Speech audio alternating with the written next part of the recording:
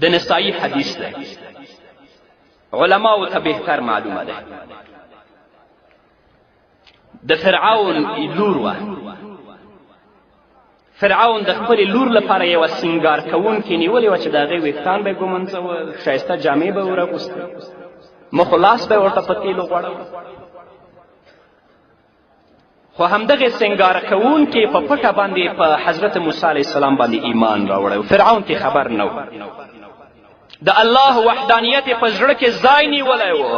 د فرعون ظلم، جبر او د هغه تابوتیت به کله سر نه کښته کړ.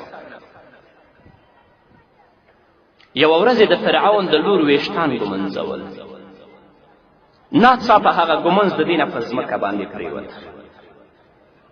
او دا خو د مسلمان عادت دی، که څه ترې پرېوځي یا څه جګوي نو بسم الله به وایي که نه. نو هغې ښځې ویلې بسم الله.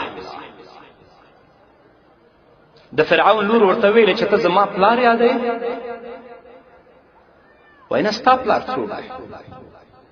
زه هغه الله یادوم چې هم زما الله دی، هم ستا الله دی، هم ستا د پلار الله دی. ستا پلار کله هم الله نشي کېدلی، کله هم خدای نشي کېدلی، اگر که هغه د خدایي دعوه کوي او دا وایي چې انا ربکم الاعلی.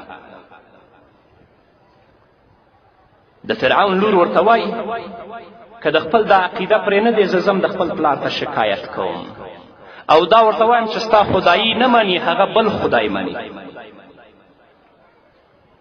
وای کله یم نه منم. د فرعون لور لاړه فرعون ته شکایت وکړه.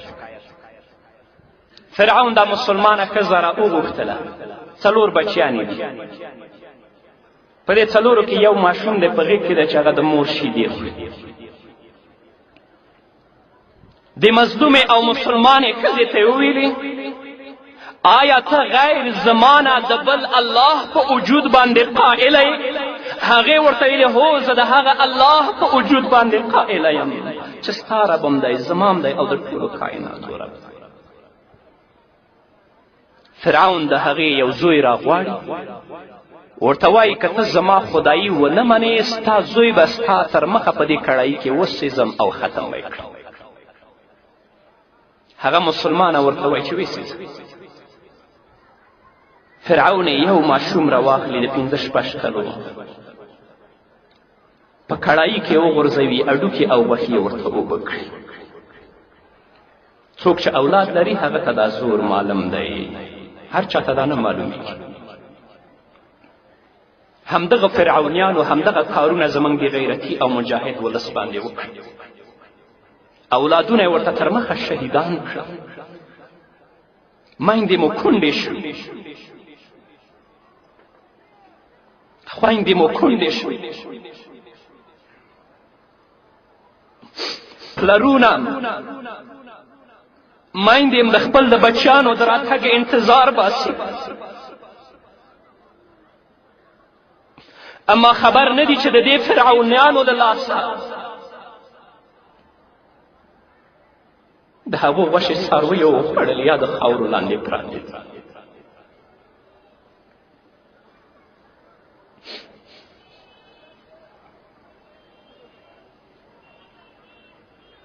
یو زوی ورته سوځي، وای غیر زمانه بل الله مني، وای نه کله یې نشم منلی. بل زوی ورته راولي، هغه هم همداسې سوځي. دریم زوی ورته راولي، هغه هم همداسې سوځي. په 4م وار هغه ماشوم ته رسیږي چې د مور په غېږ کې دی او د مور شیدې خوري. کله چې فرعونیان هغه ته لاس اچوي چې هغه په اور باندې وسېځي، هغه مور وروسته کېږي. زړه یې په هغو 3 مشرانو دومره درد نه دی کړی چې په ماشوم باندې ځورېږي. هغه ماشوم الله ګویا کوي، مور ته وایي مورجانې ته په حقه یې وروسته کېږمه. نو په هغو 4 ماشومانو یا په 3 ماشومانو کې په اختلاف د روایاتو سره چې خبرې کړي، یو ماشوم همدا دی. دا ماشوم هم سوځي، دا مور هم سوځي. هغوی د الله د وحدانیت نه منکریږي چې د فرعون پاچایي او خدایي ومني. قصه دلته نه ختمیږي. محمد رسول الله صلی الله علیه وسلم فرمایي کله چې د معراج په شپه جبرائیل امین سره زه په آسمانونو کې او جنتونو کې ګرځېدلم، د ټولو جنتونو فضا داسې خوشبویي نیولې وه چې داسې خوشبویي چېرته زما په ژوند کې زما مشام او پوزې ته نه وه رارسېدلې. د جبرائیل نه مې پوښتنه وکړه یا جبرائیل دا خوشبویي د څه ده؟ جبرائیل راته وویلې دا خوشبویي د هغې مور او د هغې د بچیانو.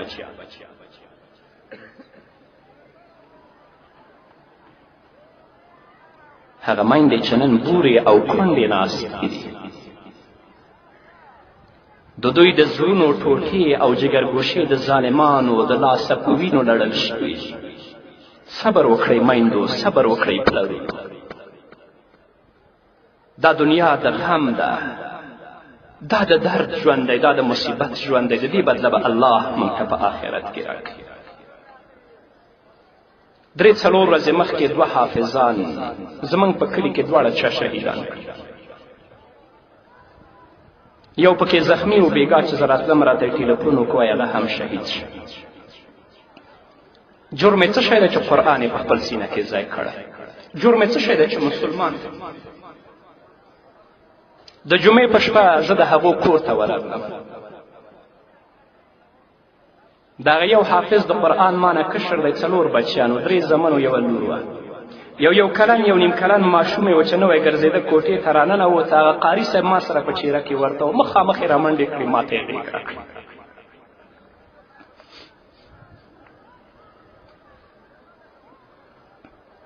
دغه حافظ پلار ناست وایي شپه م جاړي نه غلی کېږي، د ورځې م جاړي نه غلی کېږي. او زما غېږې ته چې راغی د خپل پلار ګمان یې په ما باندې کړی. تر پایه پورې چې سات زه ناست وم زما سترګې هوش کې نه لیدلې. زه پوهېږم ډېرې کورنۍ ډېر پلرونه به دلته همداسې وي چې همداسې یتیمان به ورسره غاړوي، همداسې کونډې به دوی ته ورسره غاړوي. خو دا هر څه د اسلام لپاره دي، دا هر څه د قرآن لپاره دي. تاسو په دې باندې وویاړئ، تاسو په دې باندې افتخار وکړئ، د دې ټولو بدله به الله تاسو ته په آخرت کې او په جنت کې درکوي. خو کله به هم د دین کار د توحید نعره خاموشه نه پرېږدئ.